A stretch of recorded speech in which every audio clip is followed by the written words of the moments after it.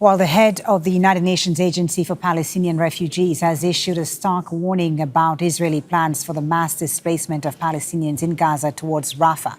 In a statement on social media on the platform X, Philip Lazzarini says this would de facto create massive concentration camps at the border with Egypt for the Palestinians displaced over and over across generations. He also says that this would also deprive Palestinians of any prospects for a better future in their homeland, and adds that we cannot be silent and complicit in such large-scale forced displacement.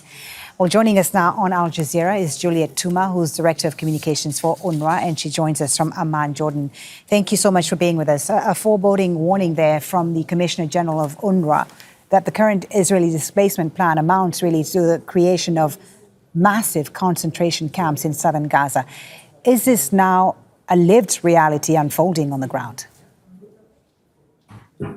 Well, thanks for having me. We hope not, because if it happens, it will push further tens of thousands of people who have already been displaced many, many times during this current war, but also over the generations, push them further south and from there into the unknown. If UNRWA is asked to resume humanitarian operations in Gaza, which are now suspended, only within this so-called humanitarian zone that the Israelis have established, would UNRWA agree to it? The question is, where are we going to be allowed to work? We work right now where we have people who need us most in UNRWA shelters, around those shelters.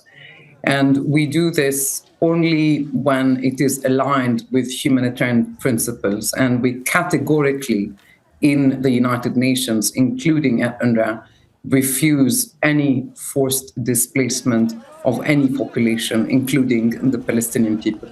But refusal of cooperating with this, Ms. Touma, also means, I guess, knowingly withholding aid from desperate civilians. How do you reconcile with that? I'm not sure we need to spend more time on what is a statement so far. What needs to happen right now is to focus on reaching a ceasefire, on allowing UNRWA to bring in much needed supplies. You see, we have over 6,000 trucks in Egypt and Jordan, full of medicines that's soon expiring, food that's also going off. We have hygiene supplies. All we're saying is lift the siege, get a ceasefire, allow UNRWA and other UN organizations to do our work. Let's not spend time more on ifs and maybes. Are you currently in contact with UNRWA staff inside Gaza? Are they able to move, operate, or provide any services at all under the current Israeli restrictions? Yes, we have 10,000 very dedicated Palestinian humanitarian staff who are holding the fort because international staff have not been allowed back into Gaza since end of March. We're not getting visas or permissions to go there or to the occupied West Bank, including East Jerusalem. But we do have a very dedicated number of staff, doctors and nurses who work in our health clinics. They also manage the shelters for tens of thousands of displaced people. And also in the West Bank, we have clinics open. We've just concluded the school year for about 50,000 kids. So we are there through a very good cadre of national staff, Palestinian staff who are holding the fort in our absence. Yeah, I was going to ask you about the West Bank, Ms. Touma, because that is being described as a silent war. And what remains of your role there in the West Bank, where we have seen quite a campaign of displacement of Palestinians and settlement expansion is taking place there. What impact does that have on your ability to help people on the ground? Well, indeed, according to UNRWA, this has been the largest displacement since the war in 1967. We estimate that at least 40,000 people have been forced to leave the refugee camps, in particular in the north of the West Bank. Our teams are there, just like they are in Gaza.